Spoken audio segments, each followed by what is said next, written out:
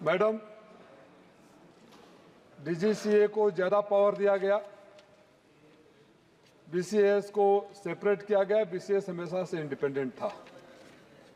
सवाल ये है कि जो पहला मुद्दा है कि एयरक्राफ्ट एक्सीडेंट इन्वेस्टिगेशन ब्यूरो जो है वो इंडिपेंडेंट बॉडी होगी या डीजीसीए के अंदर ही रहेगी, और डीजीसीए के अंदर रहेगी तो जिम्मेदारी तय करने की रूपरेखा क्या होगी। जहाँ तक बीसीएस का सवाल है मैडम, मैं सुझाव के रूप में कहना चाहूँगा कि बीसीएस को और एयरपोर्ट सिक्योरिटी को मॉडर्नाइज करने की ज़रूरत है। टेक्निकली जितने भी इक्विपमेंट चाहिए हमें देने की ज़रूरत है। हर पैसेंजर को, हमारे देश की आबादी कितनी है, हम किसी अन्य देशों से ज़्यादा तुलना भी नहीं कर सकते। हर पैसेंजर को जो फिजिकली पैट डाउन किया जाता है, फिजिकली चेकिंग होती है, ऐसे स्क्रीनिंग मशीन जरूर होने चाहिए जो बाहर के एयरपोर्ट्स पे हैं कि जहां सस्पिशियस डाउट हो उसी का चेक किया जाए, जिससे टाइम में भी बचत होता है। बेंगलोर के हमारे मंत्री जी बैठे हैं, हम लोग जब सुबह के फ्लाइट से आते हैं तो लंबा क्यू होता है और कई बार लगता है कि फ्लाइट छूट जाएगा। सही कहा राजीव प्रताप जी ने, 40 किलोमीटर 50 किलोमीटर दूर है, लेकिन उसका दूसरा दुष्परिणाम भी है कि मेरे घर से बेंगलोर में मेरे घर से एयरपोर्ट जाने में सुबह 45 मिनट तो दिन में 2 घंटे भी लग जाते हैं। और उसके बाद अगर सिक्योरिटी का स्मूथ प्रोसेस नहीं हो एयरपोर्ट पे तो उसका भी खामियाजा चुकाना पड़ता है।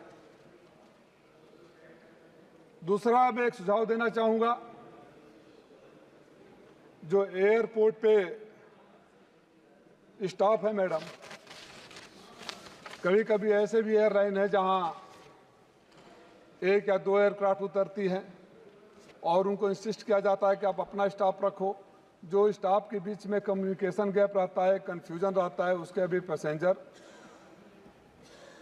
को दुष्परिणाम भोगने पड़ते हैं। सवाल ये नहीं कि डीजीसीए को आपने इंडिपेंडेंट बना दिया गया, डीजीसीए को ज़्यादा पावर दे दिया, जुडिक्शन ज़्यादा दे दिया।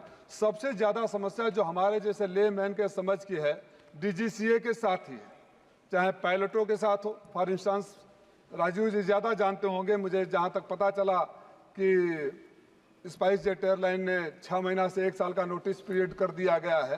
तो ये जो बड़ी बड़ी कंपनियां बंधुआ मजदूर के रूप में चाहे पोर्टर से लेके पायलट तक रखती है, उस पर भी सरकार को ध्यान देना चाहिए। एयरपोर्ट में आप डोमेस्टिक से डोमेस्टिक में जाते हैं, फिर सिक्योरिटी चेक इन होता है, डोमेस्टिक इंटरनेशनल से इंटरनेशनल कनेक्टिंग फ्लाइट में जाते हैं, फिर सिक्योरिटी चेक इन होता है, तो पैसेंजर को उस पर भी ध्यान देना चाहिए। एयर फेयर की बात सबकी चिंता है,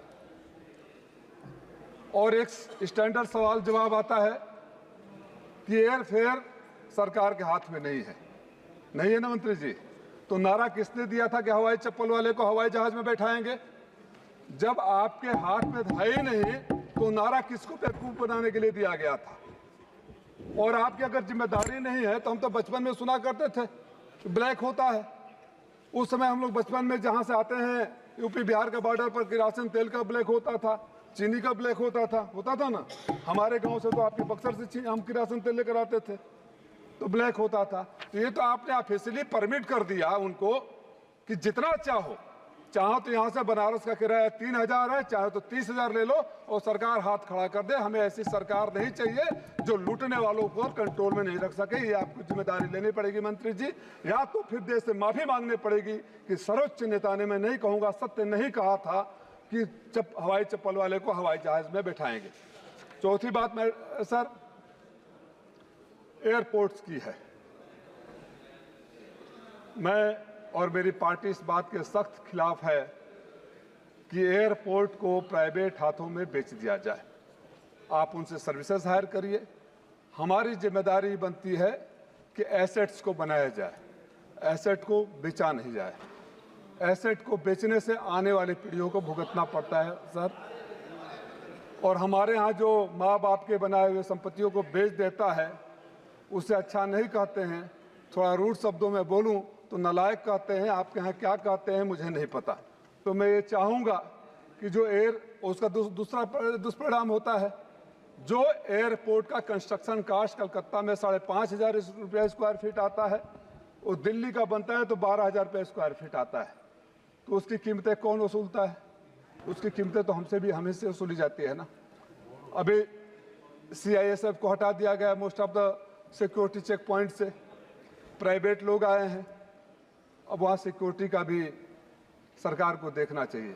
हम सरकार को पूरी तरह से सपोर्ट करते हैं, जहाँ भी सिक्योरिटी चेकिंग की बात हो, सिक्योरिटी की बात हो, उसके साथ कोऑपरेशन है, लेकिन सिक्योरिटी कैसे स्मूथ हो जाए इस पर भी ध्यान देने की जिम्मेदारी सरकार की है।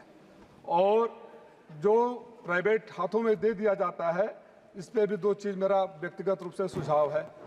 अगर एक व्यक्ति या एक कंपनी के हाथ में देश के सारे एयरपोर्ट्स को दे देंगे या अधिक से अधिक एयरपोर्ट को दे देंगे, and for that matter you hand over most of the assets to any individual, any companies hand, और कल को उसका कुछ भी उल्टा होता है तो आपने तो पूरे देश के सिस्टम को एक हाथ में दे दिया है। और ये जो सॉफ्टवेयर जो मुझे समझाया गया है, बताया गया है, जो डायनामिक एयरफेयर की बात करते हैं, उन्हीं के हाथ में होता है। आप 5 बार चेक कर दीजिए एयरलाइन को, बेंगलोर का किराया कितना है, छठे बार देखिए तो सीटें उतनी ही रहेगी, किराया बढ़ जाएगा। इस पर कंट्रोल करने की ज़रूरत है। मेरे कुछ सुझाव थे जिसको मुझे लगता है कि सरकार अगर संज्ञान में ले तो अपने उस नारे को भी पूरा कर पाएगी कि आजकल को हवाई चप्पल वाले तो सोच भी नहीं सकते वहाँ जाने के लिए, हवाई चप्पल वाले नहीं सोच सकते हैं। वहाँ के जो शॉप से वहाँ कोई आम आदमी अगर चला भी जाए तो वहाँ कुछ वो उसके कैंटीन में खा नहीं सकता, कहीं कोई कंट्रोल नहीं है। ऐसी पहली सरकार है कि सब कुछ प्राइवेट हाथों में। और फिर वो बोलता हूँ कि शायद हम लोग का देश उन गिने चुने देशों में है जो हवाई चप्पल से वाले को हवाई जहाज का नारा देने वालों ने देश की इकलौती एयरलाइन इंडियन एयरलाइंस को भी बेच दिया। तो बेचने का काम बंद होना चाहिए, बनाने का काम शुरू होना चाहिए। सिक्योरिटी है सर, जो BCS को खास तौर से मॉडर्नाइज करने की ज़रूरत है, इनको ट्रेनिंग देने की ज़रूरत है, इक्विपमेंट को अपडेट करने की ज़रूरत है और सिक्योरिटी हैसल्स को दूर करने की ज़रूरत है। मेरे कुछ सुझाव थे, आपने समय दिया, बहुत बहुत धन्यवाद।